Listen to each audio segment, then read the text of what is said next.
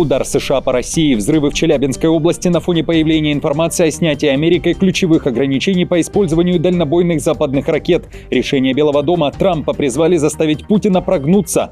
Пуск Ярса и Синевы. Ядерные учения России в ответ на учения НАТО. В Госдуме заявляют о послании Европе. Зеленский ждет ответа от Кремля. Предложен компромисс. О чем речь? Варшава ожидает уничтожения нефтепровода «Дружба». Реакция России. Будапешт и Братислава идут против Москвы. Страны меняют позицию и заявляют, что готовы к антироссийским ограничениям. Спецоперация Казахстана в России. Силовики Астаны зашли на территорию 3 регионов РФ, а ЕС протягивает руку Узбекистану. Мирзиёев летит в Брюссель на подписание соглашения. Об этом и не только. Досмотрите. Всем привет, это «Время Прядко», коротко, четко и по делу о том, о чем говорят в мире. Как всегда, жду ваших комментариев и ответов на мои вопросы. Пожалуйста, поддержите прямо сейчас лайком и поделитесь видео на своих страницах в соцсетях. Время начать. В Украине призвали ограничить полномочия ТЦК. Соответствующий законопроект уже подан в Верховную Раду. Автором является народный депутат Гончаренко. Он предлагает запретить военкомам проверять документы у украинских мужчин и вручать им повестки за пределами своих офисов. Гончаренко считает, что система ТЦК превратилась в символ коррупции, насилия и бусификации. Это была цитата. Гончаренко утверждает, что мобилизация все чаще сопровождается незаконными задержаниями, избиениями и похищениями, а решения о пригодности принимаются буквально за минуты. Депутат призывает вернуть мобилизации законность и прозрачность. Он также считает, если власти и дальше будут закрывать глаза на злоупотребление, ситуация выйдет из-под контроля и ударит по всей стране. Это откровенное злоупотребление властью, когда людей ловят на улицах, забирают даже тех, кто имеет отсрочки или инвалидность, оформляют пригодность за несколько минут. Есть сотни случаев незаконных задержаний, избиений, похищений. Каждый день какой-то скандал с представителями ТЦК. И чем дольше наш Верховный комиссар будет делать вид, что все в порядке, тем хуже для всей страны. Напомню, ранее Гончаренко выступал за то, чтобы у представителей ТЦК или же военкомов была своя индивидуальная форма, чтобы они были узнаваемы на улицах. Кроме того, после громкого случая с избиением харьковского учителя представителями ТЦК призывал ликвидировать территориальные центры комплектования и социальной поддержки. Напомню, что военкома, который несколько раз ударил учителя из Харькова, уже осудили за нападение. В Варшаве не против, чтобы дружбе пришел конец. Речь о нефтепроводе. Министр иностранных дел Польши в резкой форме ответил своему венгерскому коллеге Петеру Сиярто, намекнув, что командующий украинскими силами беспилотных систем Роберт Мадьяр Бровди мог бы нанести сокрушительный удар и вывести из строя нефтепровод «Дружба», по которому Венгрия получает российскую нефть. Перепалка началась после того, как Сиярто раскритиковал заявление Сикорского о том, что польский суд в теории может посадить самолет с Путиным для его ареста, если авиасудно войдет в воздушное пространство Польши. В ответ венгерский министр спросил, о каком независимом суде говорит Сикорский, вспомнив при этом недавнее решение польской Фемиды, которая не стала экстрадировать в Германию украинца, которого немцы подозревают в подрыве Северного потока. Пьотр, я горжусь польским судом, который постановил, что саботаж против захватчика не является преступлением. Более того, я надеюсь, что ваш отважный соотечественник, майор Мадьяр, наконец-то сможет вывести из строя нефтепровод, который подпитывает военную машину Путина, и вы будете получать нефть через Хорватию. На высказывание Сикорского мгновенно отреагировала представитель российского МИДа Мария Захарова, сравнив его с организатором терактов 11 сентября в США. Какие еще объекты гражданской инфраструктуры, с точки зрения Усамы бен Сикорского, должны быть уничтожены? Будапешт и Братислава идут против Москвы. Венгрия и Словакия согласились поддержать новый антироссийский пакет санкций ЕС. Венгрия и Словакия сняли свои возражения, а Австрия отказалась от особых условий. Это открывает путь к принятию мер, которые включают запрет на импорт российского сжиженного природного газа с января 2027 года, а также ограничения против российских банков, финансовых структур в Центральной Азии и криптобирж. Премьер-министр Словакии Роберт Фицо заявил, что согласен снять вето после обещания ЕС учесть проблему высоких цен на энергию в итоговом документе саммита. Венгрия также изменила позицию. Глава МИД Петер Сиярто признал, что основные национальные интересы страны не затронуты. Новый пакет также включает торговые ограничения в отношении китайских и индийских компаний, которые помогали России уклоняться от санкций. Кроме того, он вводит экспортные запреты на товары стоимостью более 40 миллиардов евро, используемые военной промышленностью Москвы, включая минералы, керамику и резину.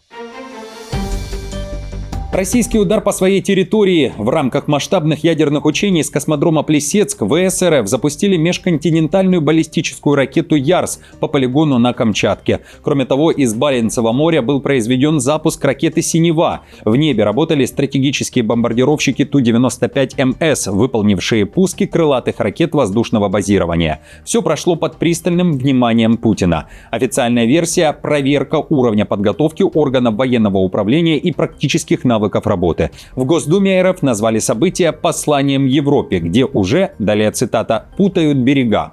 Кроме того, там считают, что так Москва напомнила, с кем НАТО имеет дело.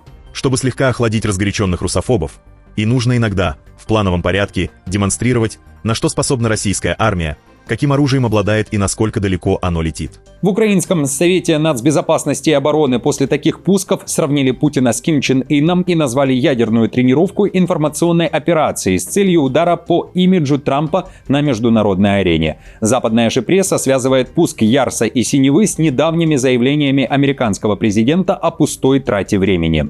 Хотя Путин подчеркнул, что маневры были запланированы заранее, они состоялись спустя несколько часов после того, как во вторник президент Дональд Трамп заявил, что его план быстрой встречи с Путиным в Будапеште отложен, поскольку он не хочет, чтобы она была пустой тратой времени. Решение о встрече в Будапеште, Венгрия, о которой Трамп объявил на прошлой неделе, было принято после телефонного разговора в понедельник между государственным секретарем США Марко Рубио и министром иностранных дел России Сергеем Лавровым. Отмечу, что ядерные учения России совпали с такими же ядерными учениями НАТО, которые начались 13 октября. Трампу предстоит заставить Путина прогнуться. Это предложение из редакционной статьи любимого издания американского президента «Нью-Йорк Пост», которую он читает ежедневно. Редакция считает, что настал момент Белому дому решиться на вторичные санкции для удара по Китаю и странам, которые покупают российскую нефть, а также все-таки пойти на условия Киева и отправить дальнобойные ракеты Украине. Далее цитата. Что бы Путин не пытался внушить Трампу во время их разговора на прошлой неделе, Кремль так и не предложил ничего, что могло бы оправдать личную встречу в Будапеште. Варианты Трампа включают отправку крылатых ракет «Томагавк» и «Барракуда» в Украину. Возможно, сначала несколько, но с готовностью поставить больше, чтобы позволить Киеву наносить удары по энергетической отрасли и оружейным заводам Москвы в глубине России. Минфин США уже заявил об американском ударе по РФ. Санкции против Москвы введены. Это решение Трампа. Ограничения против двух крупнейших нефтяных компаний России – «Роснефть» и «Лукойл». Трамп обратился к Путину с требованием немедленно прекратить войну. Он также заявил, что отменил встречу с Путиным и, возможно, проведет ее в будущем. Республиканец также надеется, что Зеленский и Путин проявят благоразумие и все же остановятся по линии фронта. Кроме того, Америка дает зеленый свет. Вашингтон снимает ключевое ограничение на использование Украиной западных ракет большой дальности. Об этом пишет Wall Street Journal. По России уже ударили франко-британские крылатые ракеты Storm Shadow. Прилет был по Брянскому химическому заводу в начале недели. Западная пресса пишет, что сейчас Киев имеет все возможности перейти в воздушное наступление. Администрация Трампа сняла ключевое ограничение на использование Украиной некоторых ракет большой дальности, поставленных западными союзниками, что позволяет Киеву активизировать удары по целям на территории России и усилить давление на Кремль, заявили американские чиновники в среду. Трамп при этом назвал новость о том, что США дали такое добро, фейковой, однако написал, что у США нет никакого отношения к этим ракетам, откуда бы они ни поступили и как бы Украина их не использовала. Это была цитата, что звучит двусмысленно. Зеленский же заявляет, все ждут ответа Путина. Компромисс озвучен. Это остановка войны по линии фронта. Поэтому у нас был долгий разговор. После нашего разговора вы видели сообщения, публичные сообщения от Трампа. Он предложил остаться там, где мы есть, и начать переговоры. Я думаю, это был хороший компромисс. Но я не уверен, что Путин это поддержит, и я сказал об этом президенту. Генсек НАТО Рютте также заявил, что главное послание для России – это остановка войны по линии столкновения. Я полностью согласен с ним. Остановитесь там, где вы находитесь. Вот главное послание. И снова, сегодня днем мы продолжим этот диалог. И я здесь, чтобы помочь ему добиться результата.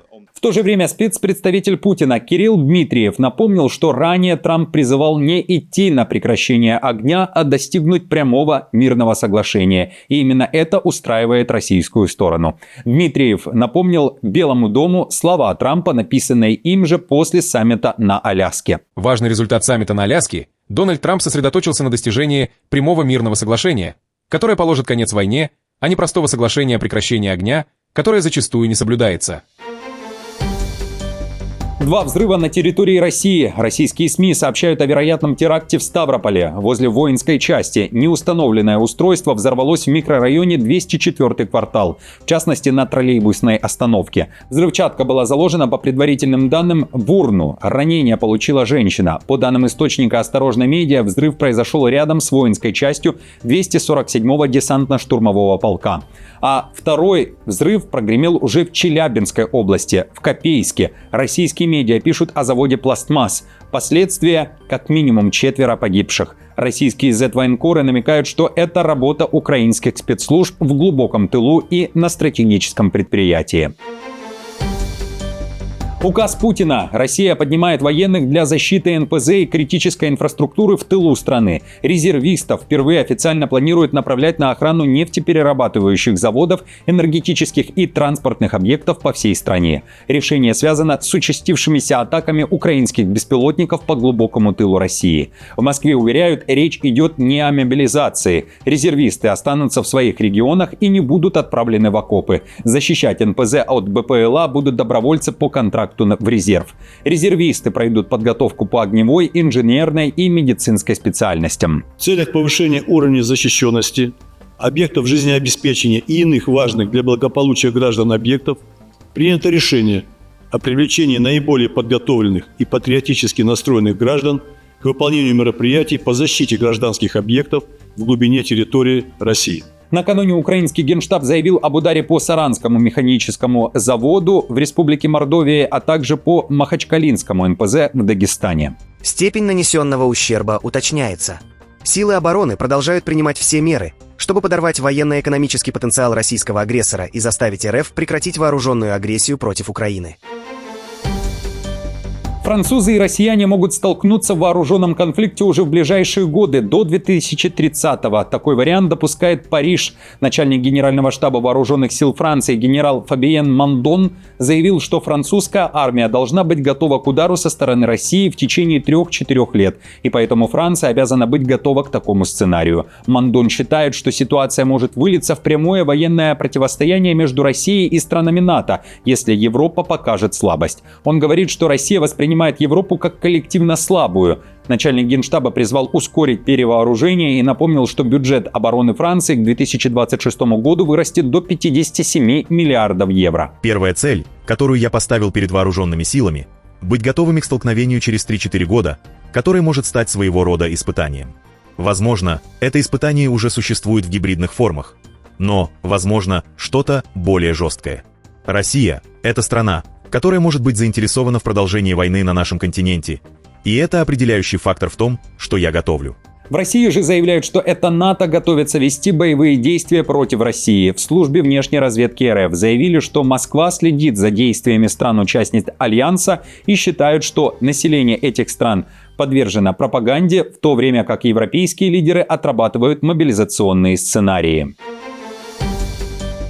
Россия теряет территории и несет поражение. Об этом заявляет украинский генштаб ВСУ. В Украине отчитались, десантно-штурмовые войска ВСУ выбили ВС РФ из населенного пункта Кучеров-Яр на Добропольском направлении и взяли в плен несколько десятков российских военных. В ходе операции в плен было взято более 50 человек противника. Украинские воины установили в освобожденном селе украинский флаг, символ возвращения жизни, свободы и силы духа. Шаг за шагом Украина возвращает свое. В то же время Россия, заявляют, ВСУ отступают и теряют населенные пункты, а силы Москвы создают буферную зону в Днепропетровской области. Накануне в Минобороны РФ заявили, что под контроль России перешла Ивановка на границе с Донецкой областью, а также Павловка в Запорожской области. В результате уверенных и решительных действий дальневосточники зачистили крупный район обороны противника. На правом берегу Янчур, общей площадью более 5 километров, и установили в населенном пункте государственные флаги РФ. Напомню, по данным западных аналитиков, в ближайшие полгода не стоит ожидать никакого прорыва на фронте. Ни Украина, ни Россия не способны на решающий успех. Об этом пишет New York Times.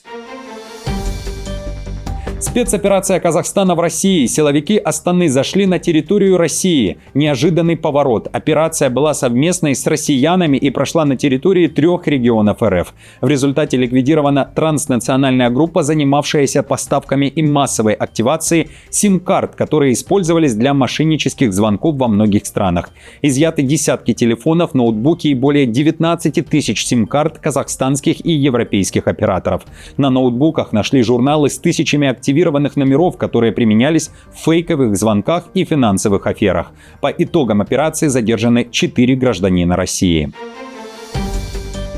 ЕС протягивает руку Узбекистану. Ташкент отвечает взаимностью. Новый уровень отношений. По приглашению главы Европейского совета Антонио Кошты и президента Еврокомиссии Урсулы фон дер Ляйен президент Узбекистана Мирзиёев летит в Европу. Это не просто дипломатический визит. Ташкент и Брюссель готовят подписание соглашения о расширенном партнерстве и сотрудничестве. ЕС делает ставку на Узбекистан как на ключевого партнера в Центральной Азии, а Узбекистан открывает дверь европейскому капиталу, технологиям и инвестициям. В повестке торговля, финансы, энергетика, инновации, транспорт, образование и наука. В Брюсселе Мирзиёев проведет переговоры с руководством ЕС, встретится с премьер-министром Бельгии и топ-менеджерами крупнейших европейских корпораций и банков. Друзья, на этом все. Спасибо вам большое за просмотр. Не забудьте поддержать мою работу лайком, подпиской и комментарием. До встречи уже завтра.